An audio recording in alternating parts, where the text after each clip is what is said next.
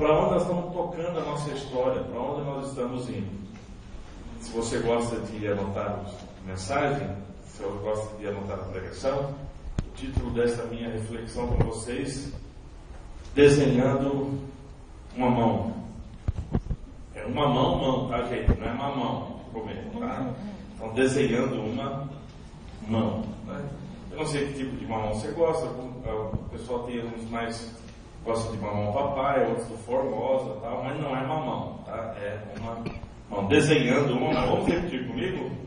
Desenhando uma mão. Posso ter defeitos, viver ansioso e ficar irritado algumas vezes, mas não esqueço que a minha vida é a maior empresa do mundo. Eu posso evitar que ela vá à falência. Ser feliz é reconhecer que vale a pena viver, apesar de todos os desafios, incompreensões e períodos de crise. Ser feliz é deixar de ser vítima dos problemas e se tornar um autor da própria história. É atravessar desertos fora de si, mas ser capaz de encontrar um oásis no recôndito da sua alma. É agradecer a Deus a cada manhã por um milagre da vida. Ser feliz é não ter medo dos próprios sentimentos. É saber falar de si mesmo.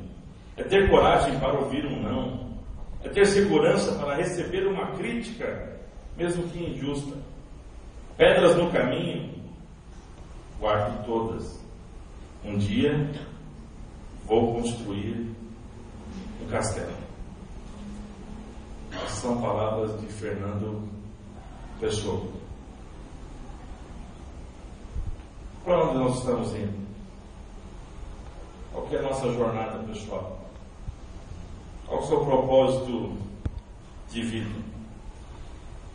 Alguém que nós particularmente não gostamos muito, nós não estudamos muito e temos um pouco de receio quando ouvimos falar dele. Disse uma afirmação muito interessante do filósofo Nietzsche, conhecido pelo seu ateísmo, mas ele falou assim: é necessário, se você quer viver bem, uma longa obediência na mesma direção. Uma longa obediência na mesma direção. Você está indo para onde? Que direção você está indo? Qual é o seu propósito de vida? Abra comigo o Evangelho de Lucas. Essa história que Lucas escreveu, registrou palavras que ele registrou sobre Jesus. Muito obrigado. Capítulo número 9. Lucas, ele não foi um dos discípulos que se tornaram apóstolos, líderes do início da igreja, como nós chamamos de apóstolos. Ele esteve envolvido no nascimento da igreja, trabalhou junto com um apóstolo que nós conhecemos muito, que é o apóstolo Paulo. Mas Deus, ele usou a vida de Lucas de um modo muito especial para registrar sobre Jesus e sobre a igreja. Então ele escreve um texto que é o Evangelho segundo Lucas, que registra então um pouco da história de Jesus, e ele também escreve um texto sobre uma parte da história da igreja, chamado livro de Atos dos Apóstolos. O Evangelho então de Lucas, essa história é escrita por Lucas, capítulo 9, a partir do versículo 28, Lucas registrou assim: aproximadamente 8 dias depois de dizer essas coisas, Jesus tomou a Pedro, João e Tiago e subiu a um monte para orar. Enquanto orava, a aparência do seu rosto se transformou e suas roupas ficavam alvas e resplandecentes como o brilho de um relâmpago. Surgiram 2 homens que começaram a conversar com Jesus. Eram Moisés e Elias. Apareceram em glorioso esplendor e falavam sobre a partida de Jesus que estava para se cumprir em Jerusalém. Pedro e seus companheiros estavam dominados pelo sono. Acordando subitamente, viram a glória de Jesus e os 2 homens que estavam com ele. Quando esses iam se retirando, Pedro disse a Jesus: Mestre, é bom estarmos aqui. Façamos 3 tendas, uma para ti, uma para Moisés e uma para Elias. Ele não sabia o que estava dizendo. Parte da história registrada por Lucas, capítulo 9, 28 até o versículo 33. Também conhecido então como esse momento da transfiguração de Jesus. Quando eu leio para esse texto, quando eu leio esse texto, eu me lembro dele, eu lembro que muitos de nós temos como propósito na nossa vida viver de experiências. Muitos de nós dirigimos a nossa vida e o propósito da nossa vida está baseado em ter experiências, de viver uma nova experiência, de ir atrás de outra experiência. Esses discípulos que andaram com Jesus, já tinham um relacionamento com Jesus, eles fizeram mudanças na sua vida para estar perto de Jesus, têm uma grande experiência com Jesus. Quem de nós não gostaria de ter tido essa experiência? Quem de nós gostaria de estar ali? Muitas vezes nós condenamos a Pedro, a atitude dele, mas tenho certeza que a maioria de nós faria a mesma coisa. Vamos fazer uma barraca aqui, vamos ficar por aqui, essa experiência é muito boa. Vamos continuar aqui. Muitos de nós fazemos da nossa vida uma vida de experiências. Vivemos de experiências. O propósito da nossa vida está baseado em experiências. Você vive da próxima experiência, de ir atrás de algo novo. Ou então daquela mesma experiência que você já teve. Muitos de nós baseamos a nossa vida em experiência, aquilo que as experiências nos trazem, a novidade das experiências, os sentimentos das experiências, o desfrutar de prazer, o desfrutar de algo novo, o desfrutar de algo que nos tira da rotina, de viver de experiências. Nós queremos viver do extraordinário. A nossa vida está baseada nas experiências. A sua vida perde o propósito quando você não tem novas experiências. Você dirige a sua vida em buscar experiências. E não, eu não falo aqui apenas das experiências que nos atrapalham, como por exemplo o uso de drogas ou coisa assim. Mas muitos de nós, muitas vezes, estamos atrás de experiências espirituais. A experiência com a música, a experiência com o livro, a experiência de oração. Nós fazemos da nossa vida esse correr atrás de experiências. Ter experiências com as pessoas, ter experiências. O propósito da nossa vida se resume a experiência. E quando não temos experiência, a nossa vida perde o brilho. Nós perdemos o sentido. Quando nossa família não passa por experiências, nossa família perde o sentido. Nosso casamento não subsiste se não há experiências. É que você que está me ouvindo aqui é alguém que tem como propósito na sua vida correr atrás de experiências. Vamos fazer barracas aqui. Você não precisa abrir, mas no livro de Esther, registra a história da rainha Esther, capítulo 4, versículo 14, está escrito assim,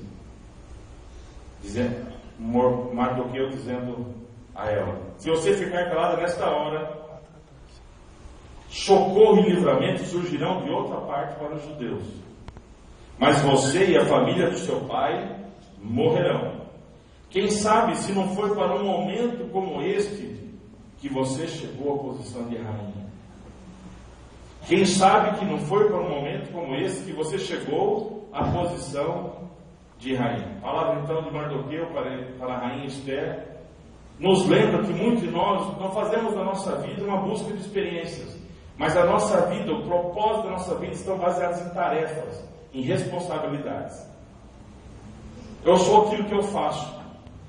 Eu sou aquilo pelo que eu me responsabilizo. Eu não sou aquilo que eu experimento, não sou aquilo que eu sinto, mas a minha vida só tem forma, só tem sentido pelas tarefas que eu executo. Muitas pessoas têm como propósito as experiências, outras pessoas têm como propósito as suas tarefas. Você tem sentido na vida pela sua profissão. Por isso que para alguns o desemprego é tão amedrontador, é tão terrível. Porque você perde a sua identidade quando você não tem mais tarefas, algo a fazer. O propósito da sua vida é fazer as coisas. Tarefas e responsabilidades. Então somente eu me encontro e eu me identifico e eu me acho alguém nesse mundo aqui, nesse planeta, pelas coisas que eu faço. Quais são as suas responsabilidades? Quais são as suas tarefas? Todos nós temos responsabilidades e tarefas. Não quer dizer que nós não vamos ter responsabilidades e tarefas.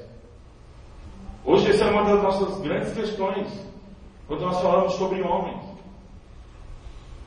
Como é que você explica o que é ser homem masculino? Assumir responsabilidades.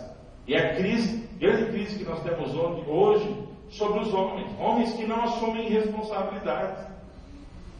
Homens que não conseguem mais fazer tarefas, não conseguem mais liderar, não conseguem mais assumir responsabilidades. Mas tem pessoas que vivem apenas de tarefas. Eles só existem quando tem tarefas para fazer. Eu sou alguém dentro da minha casa porque eu faço comida para os meus filhos. Porque eu lavo roupa, porque eu passo. Porque eu trabalho e eu comprei o carro, porque as tarefas que eu realizo.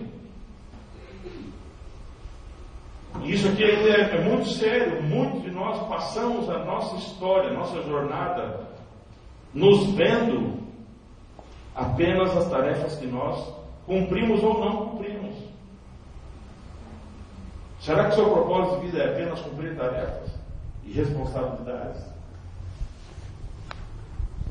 Por isso eu gostaria que você lembrar um outro episódio da vida de Jesus, um outro momento da vida de Jesus. Evangelho de Lucas, capítulo 7, versículo 11 até o versículo 13. Lucas vai registrar esse momento que Jesus está entrando numa cidade, a cidade de Naim, e ali há um confronto. Junto com Jesus tem uma multidão, uma galera, aquela muvuca seguindo Jesus. Mas da cidade está saindo o enterro. E Lucas vai registrar que não é um simples enterro, é o enterro do filho único de uma viúva. O enterro do filho único de uma viúva. E o texto vai dizer: ele sentiu compaixão por aquela mulher. E ele disse para ela: não chore, e ressuscitou seu filho. O que essa história pode nos lembrar quando nós pensamos em propósito de vida? Por que Lucas fez questão de registrar, olha, ele era filho único de uma viúva? A mulher, no contexto do Oriente, ela é desvalorizada. Hoje, a nossa mentalidade ocidental, como nós vemos no Brasil, as mulheres conquistaram seus direitos, seus valores, mas cuidado de tentar levar isso para dentro da história da Bíblia. Na época da Bíblia não era assim. Por que traz o coração, aperta o coração de Jesus, a viúva perdeu seu único filho. Primeiro, ela perdeu sua identidade quando perdeu o marido. Ela é só uma viúva. Porque o que fazia existir ali, em primeiro lugar, era seu marido, que lhe dava identidade. Ela era mulher de alguém. E ele morreu. Ela é uma viúva. Só que ela tinha um filho. Se fosse filha, a questão era desesperadora. Porque uma filha não daria esperança para ela. Mas ela tinha um filho. E esse filho significava para ela esperança. Porque esse filho podia dar para ela sentido. Podia cuidar dela. Ser o seu cuidador. Até o fim da sua vida. Todo o seu sofrimento podia ser resolvido através da vida daquele filho. Por que o coração de Jesus se compadece? Porque aquela mulher viúva que já não tinha mais identidade, agora perde o seu único filho, perde a sua esperança, perde o chão. Essa história nos lembra que muitos de nós baseamos a nossa vida não em experiências, não baseamos como propósito da nossa vida nossas tarefas e responsabilidades, mas o propósito da nossa vida são nossos relacionamentos. O propósito da nossa vida são os nossos relacionamentos. O propósito da vida daquela mulher estava naquele filho. O sentido da vida dela estava naquele filho. Por isso compadece o coração de Jesus, porque ao perdê-lo, ela perde a vida junto com ele. Jesus não queria demonstrar poder para as pessoas. Jesus queria devolver esperança e vida para ela. Muitos de nós baseamos o propósito da nossa vida em relacionamentos. Muitas mães que estão aqui estão baseando a sua vida em viver para os seus filhos, em função dos seus filhos. E se você perder os seus filhos, a sua vida perde sentido. Muitos aqui vivem em função do seu casamento, vivem em função do marido, vivem em função da mulher. Alguns aqui vivem em função dos seus pais. O propósito da sua vida são os seus relacionamentos. Alguns aqui vivem em função de uma namorada ou de encontrar alguém. Isso quer dizer, o propósito da minha vida é um relacionamento. Muitos baseiam a sua vida em seguir pessoas, líderes, e que nem sempre são bons líderes. Mas muitos de nós não construímos a nossa vida em experiências. Não baseamos o propósito da nossa existência em tarefas. Não vivemos pelo que sentimos. Não vivemos pelo que fazemos. Mas pelas pessoas com quais nos relacionamos. Colocamos a razão da nossa viver, da nossa história, dos nossos relacionamentos. Muitos casamentos continuam de pé. Não por causa da relação marido e mulher, mas porque muitas mães, principalmente as mães, estão vivendo em função dos seus filhos. E por causa dos seus filhos, não se separam. Não abandonam os maridos que têm. Por amor aos seus filhos, porque vivem em função dos seus filhos. O casamento já terminou. Mas por causa dos seus filhos, elas não abandonam os casamentos. Você conhece histórias assim. Pessoas cujo propósito são outras pessoas. Na verdade, todos nós temos esses propósitos. Nós vivemos de experiências, nós vivemos de tarefas e responsabilidades, nós vivemos de pessoas. Eu não sei como você equilibra e mistura isso na sua história. Eu não sei o quanto você depende de experiências.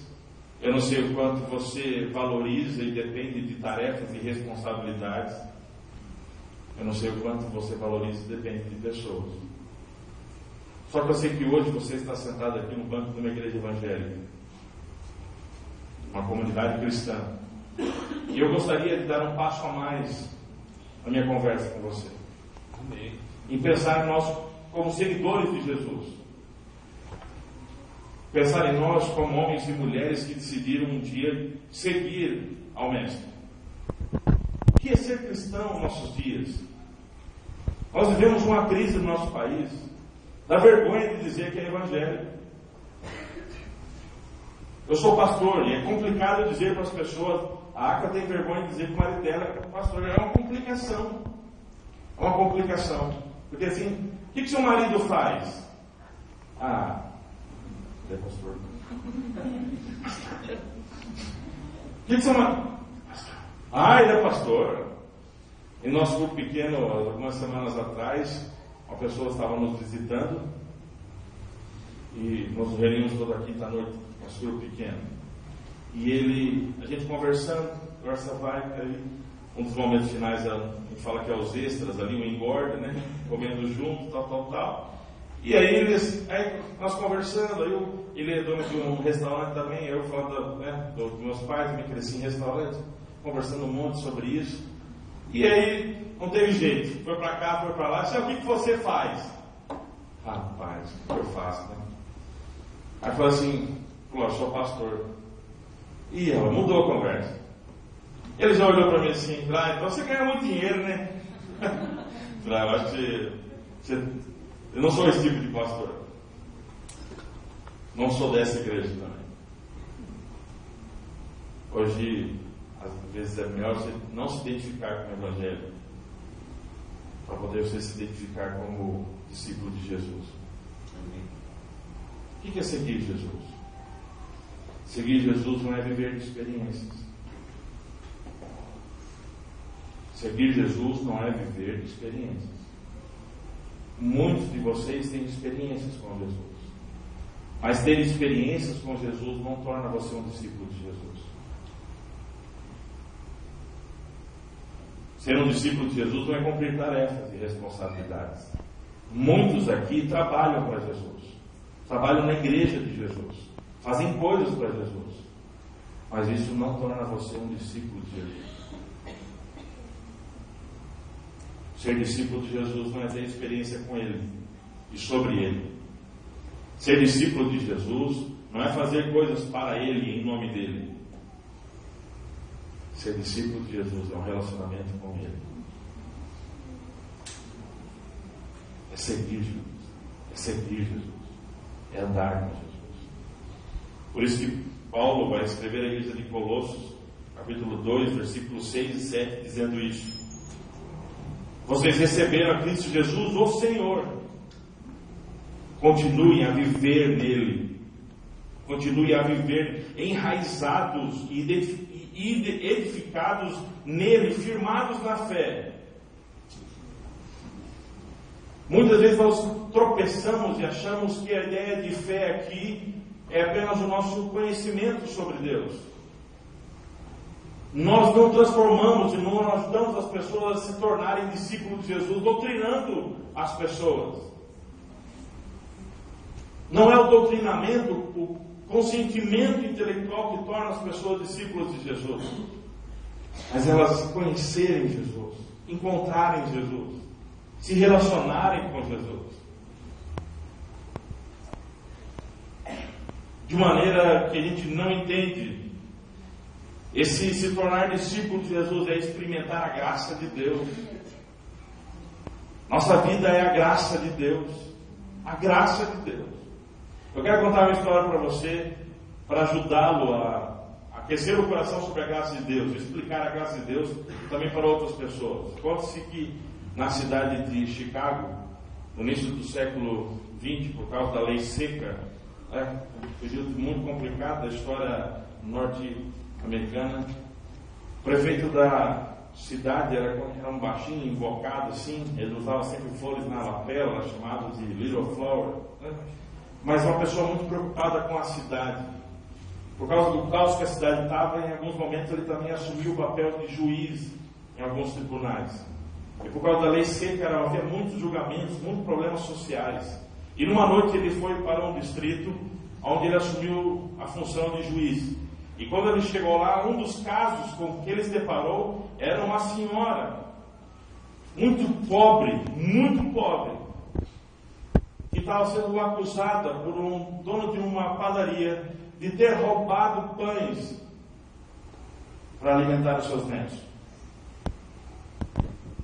Aquele prefeito, no lugar de juiz, ele olha para ela e diz assim: você está condenado. E por nossas leis você tem que pagar $10 de multa por causa do seu crime. Houve um silêncio no tribunal. Naquele momento ele se levanta, ele pega o chapéu que ele tinha tirado e colocado em cima da mesa, ele põe a sua mão no bolso, toma $10 e põe sobre a mesa. Sua dívida está paga. Sua multa está paga. Só que cada pessoa nesse tribunal está sendo multado em 50 centavos por viver numa cidade onde uma senhora idosa tem que roubar pães para alimentar seus netos.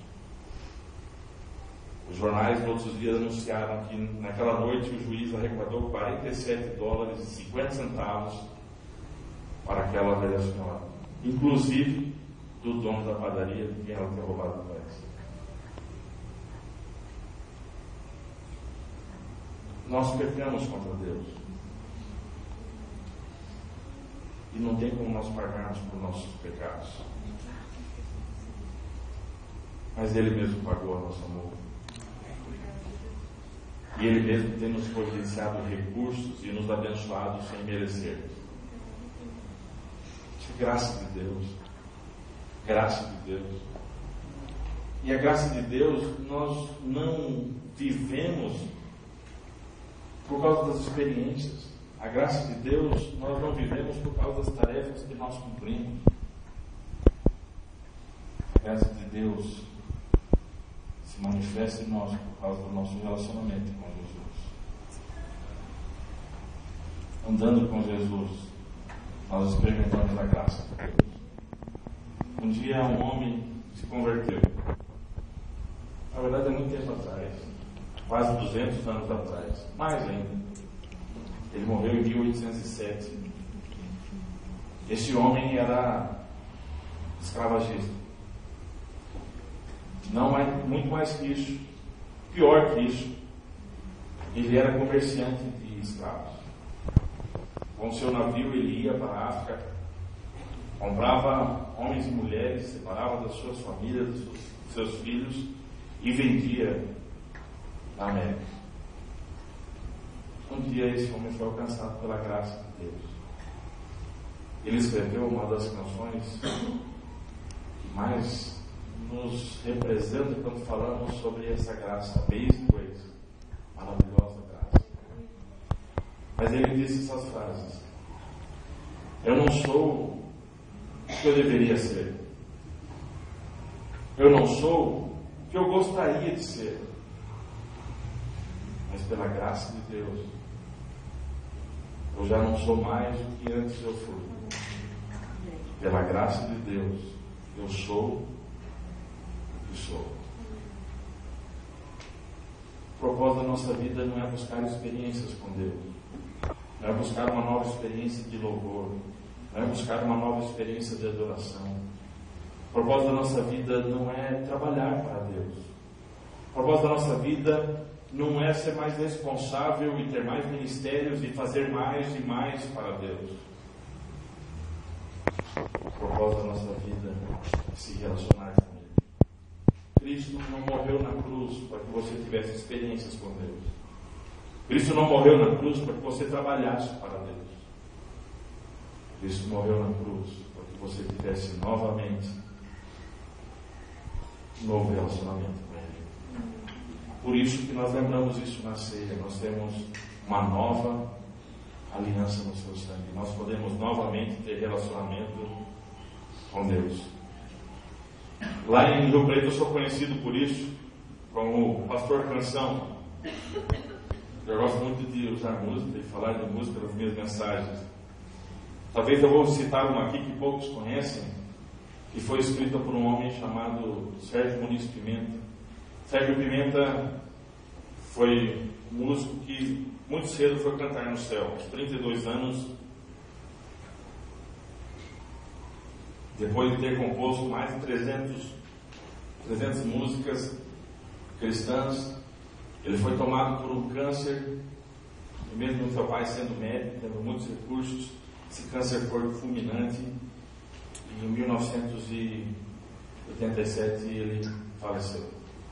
Sérgio Muniz Pimenta escreveu essa canção, O Que Me Faz Viver. Essa canção diz assim: o que me faz viver é tão intenso que até me perco se explicar. O que me faz viver é tão profundo, mas viver no mundo no singular. O que me faz viver vai além da lógica, é maior do que a amplitude cósmica que o meu pensar.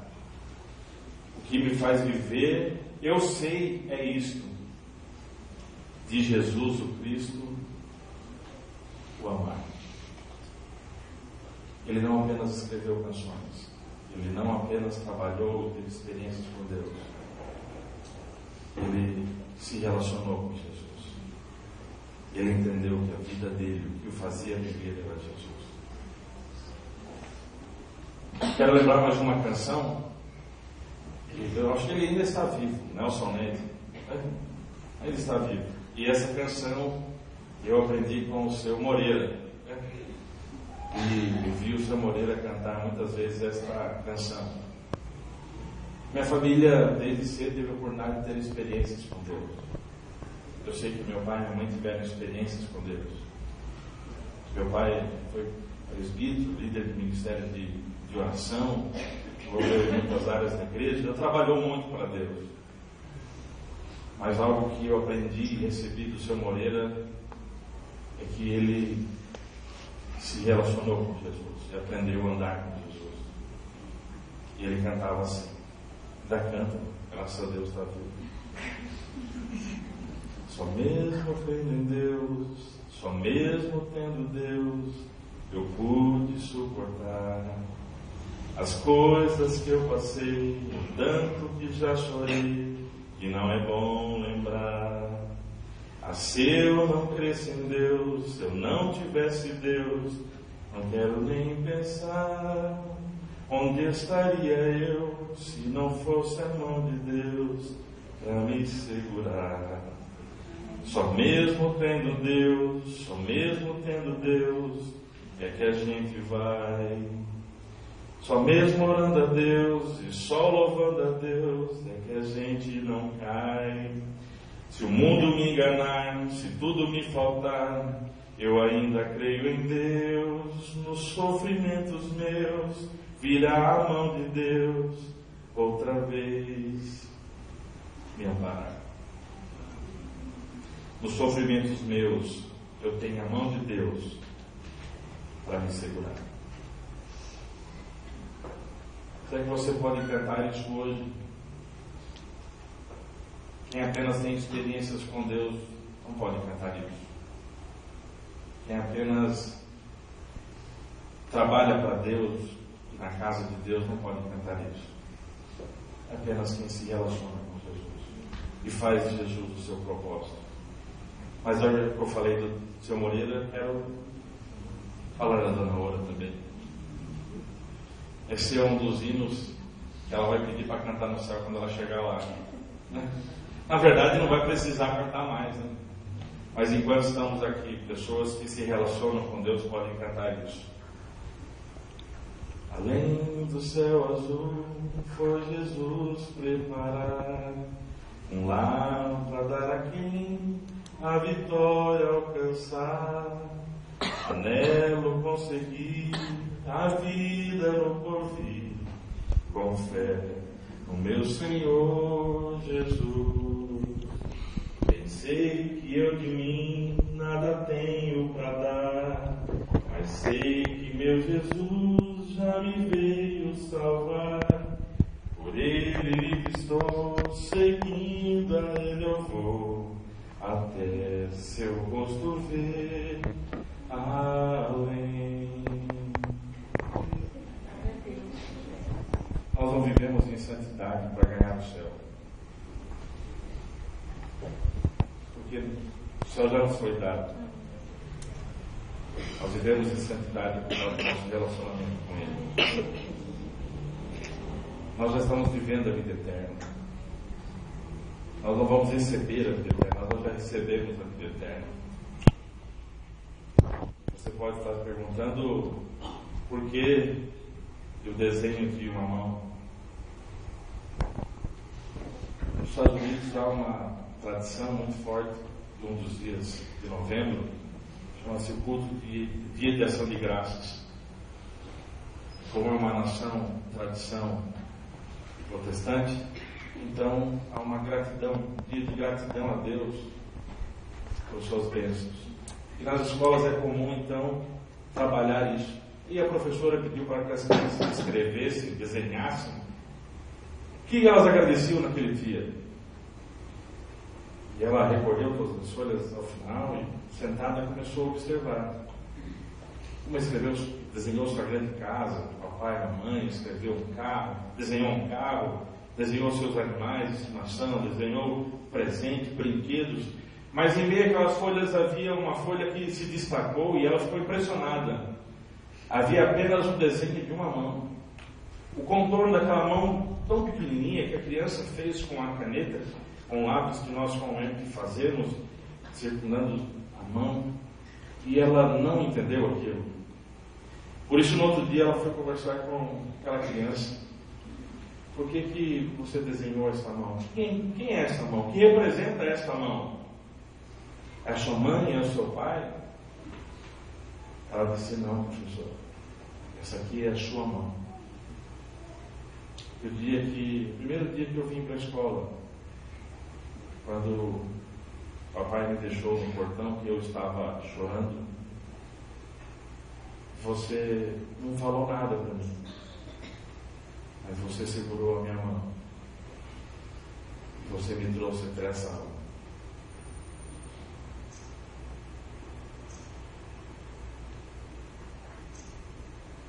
Eu não sei há quanto tempo você teve essa experiência de segurar as mãos de Jesus.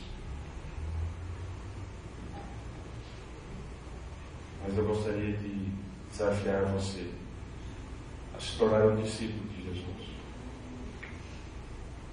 Não seja uma pessoa que apenas tem experiências com Jesus. Não seja uma pessoa que apenas trabalha com Jesus.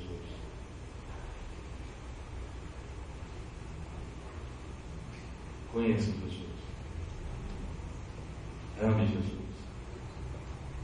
Chore com Jesus. Ouça Jesus. Deixe Ele consolar você. Deixe Ele abraçar você. Nós gostamos tanto dessa linguagem nas nossas músicas. Abraçar, beijar e tudo mais. Mas infelizmente essas linguagens não saem daqui das músicas e do data show. Quando novamente você enfrentar o sofrimento e as dificuldades da vida, você tem Jesus. Viva o seu relacionamento com Jesus. A graça de Deus nos fortaleça, não para novas experiências, não para apenas trabalhar com Jesus, mas para conhecê-lo e viver por Ele. Amém. Só mesmo tem Deus. Amém? Amém. Quero convidar vocês a colocar de pé e